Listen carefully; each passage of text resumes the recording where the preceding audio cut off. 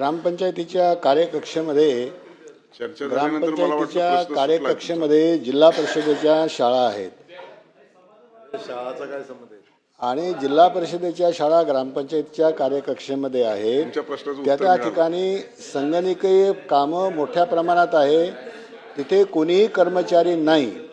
ग्रामपंचायतीकडे नियुक्त केलेल्या या आपल्या संगणक सहाय्यकाकडे त्या ठिकाणच्या जिल्हा परिषदच्या शाळेचे कामं हे त्या ठिकाणच्या शिक्षकांना करावी लागत असल्यामुळे त्यावर त्याचा विपरीत परिणाम होतो आहे, शिक्षणावर परिणाम होतो. म्हणून ग्रामपंचायतमध्ये ही जी व्यक्ती काम करते आहे संगणक सहाय्यक म्हणून, त्याच्याकडे जर आपण हे काम दिलं तर त्याचा कार्यभार वाढेल आणि त्याला नियमित करणं हे सोयीचं होऊ शकेल. तर माझी आपल्याला विनंती आहे की आणि प्रश्न पण आहे की ग्रामपंचायतीच्याकडे असलेला हा संगणक सहाय्यक याच्या सेवा शाळेकरता सुद्धा, कारण त्याच ग्रामपंचायतीच्या कार्यकक्षेमधली शाळा आहे, त्या शाळेमध्ये सुद्धा त्याच्या सेवा उपलब्ध करून देऊन त्याला नियमित सेवेचा लाभ देण्यात येईल काय?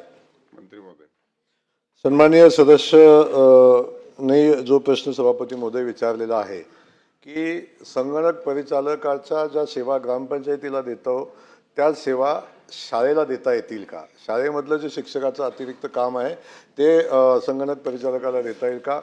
निश्चितपणे हा विषय आमच्या विचाराधीन आहे.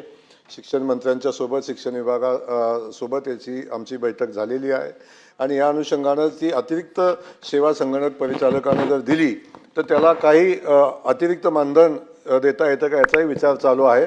त्यामुळे हा विषय शासनाच्या विचाराधीन आहे.